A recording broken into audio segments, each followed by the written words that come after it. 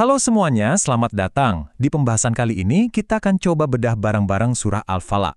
Ini salah satu doa yang, meskipun pendek banget, tapi kekuatannya luar biasa. Cuma 5 ayat, tapi ini udah kayak panduan lengkap buat kita minta perlindungan dari berbagai macam kejahatan. Nah, ini nih pertanyaannya. Dari apa sih sebetulnya kita minta perlindungan?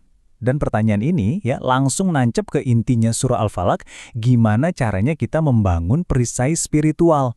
Oke, kita mulai aja ya. Oke, ayat pertama. Ini tuh fondasinya, dasarnya dari semua doa ini. Dan ini penting banget, karena ayat ini langsung negasin kita ini minta tolong ke siapa sih? Coba perhatikan deh, kalimat kuncinya, aku berlindung. Ini bukan sekedar permintaan pasif ya, ini tuh tindakan aktif. Kita benar-benar nyari tempat aman. Dan kita mintanya ke siapa? Ke sumber kekuatan paling dahsyat, Tuhan penjaga fajar. Kenapa Al-Falaq atau Fajar? Wah, ini simbolismenya dalam banget. Coba bayangin deh, Fajar itu kan momen pas cahaya mulai mecah kegelapan malam, ya kan? Jadi, waktu kita berlindung sama Tuhan penjaga Fajar, artinya kita tuh minta tolong ke sumber harapan yang bisa nyingkirin kegelapan apapun dalam hidup kita. Oke, setelah kita tahu minta tolongnya ke siapa, doanya langsung wush diperluas cakupannya. Jadi kayak ngebangun lapisan perlindungan pertama yang super komprehensif. Ini tuh ibaratnya jaring pengaman yang lebarnya nggak ketulungan. Ayat ini mencakup semua potensi bahaya. Mau yang kita tahu, yang kita nggak tahu, pokoknya semua yang ada di seluruh ciptaan. Ini permintaan perlindungan yang paling umum, paling luas. Nah, ini yang menarik. Setelah kita pasang jaring yang super luas tadi, doanya nggak berhenti di situ. Justru dari sini, doanya mulai mengerucut, jadi lebih spesifik, ngebahas ketakutan-ketakutan yang lebih nyata.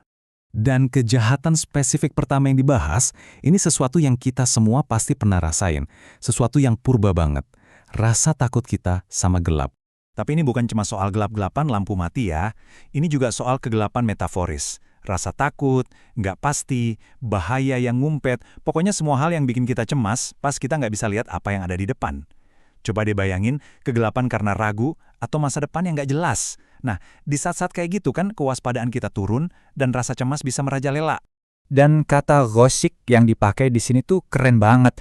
Ini bukan cuma gelap biasa, tapi kegelapan yang rasanya tuh menetap, nyelimutin kita. Nah, ini nyambung banget sama ketakutan psikologis kita terhadap hal-hal yang nggak bisa kita lihat atau kita pahami. Oke, lapisan berikutnya. Kita geser nih. Dari yang tadinya ketakutan alami kayak gelap, sekarang kita masuk ke ketakutan yang disebabkan oleh niat jahat manusia. Wah, ini visualnya unik dan kuat banget.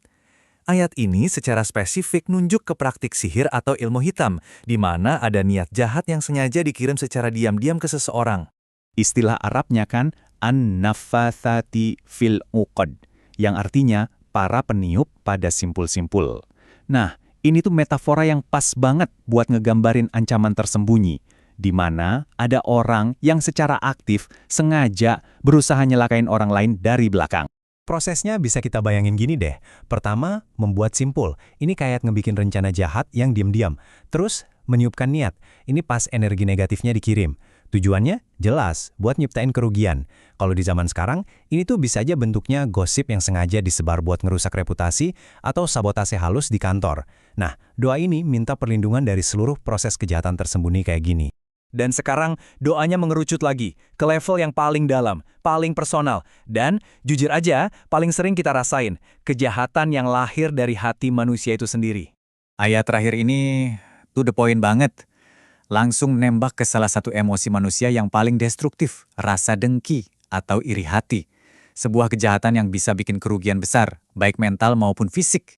Penting banget buat kita ngerti hasad atau dengki yang dimaksud di sini. Ini bukan cuma sekedar, pengen deh punya kayak dia, bukan. Ini lebih jahat. Ini tuh perasaan di mana kita berharap orang lain kehilangan berkah atau kebahagiaan yang dia punya.